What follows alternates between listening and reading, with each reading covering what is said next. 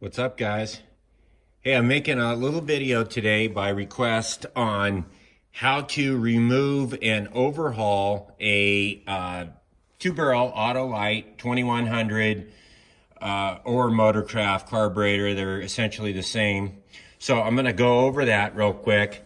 And pretty simple, just disassembling it. I've got one that's already off here that I'm going to use as an example.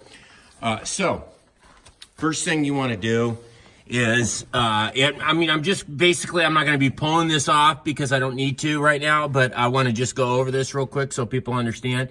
So this is the first thing that has to come off is this fuel line that's right here. This is the fuel filter. Here's the fuel line. These are factory clamps, so they need to be compressed, and then you can pull that back, twist it, and then pull it back. A lot of times they've been replaced with hose clamps. So, you know, either way of attaching is the same. This rubber hose here has to come off. So that comes off. That's number one. Number two is the choke in the back of the carburetor, which is right here. This is how it comes off. You need to unscrew that. It's a 1/2 inch.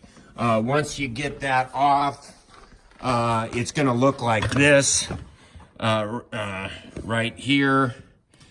So you just screw that off, and this tube just stays in place unless you're taking the choke apart too. But this tube is going to stay in place. You're going to just unscrew this. That's the number two thing. Some of the later model ones have a plug down here on the bottom, so you'll need to disconnect that. This one doesn't have it. And then you come over to the driver's side, and there's a clip here this is for the kickdown linkage, and that comes off. Then there's another clip here that's for the throttle, and that can just go, and you just pop that off that ball shaft there, and, that just comes right off. And so that's disconnected there. And you disconnect the kickdown linkage. So that's everything that you need to do on that side. The 4 screws that hold the carburetor down, 4 nuts. They're this one,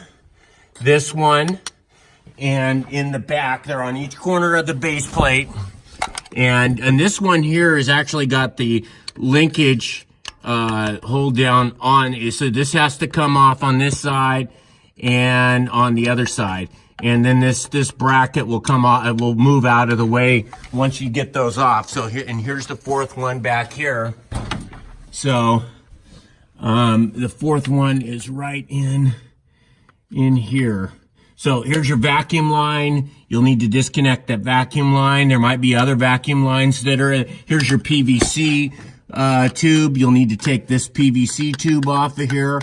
And once that comes off, then the carburetor will just lift up.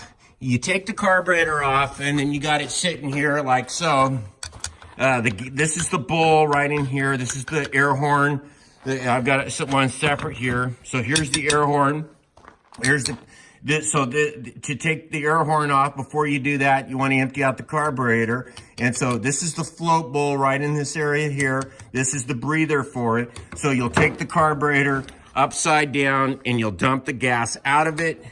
Once you get the gas out of it, you'll take this screw off, this screw off, this screw,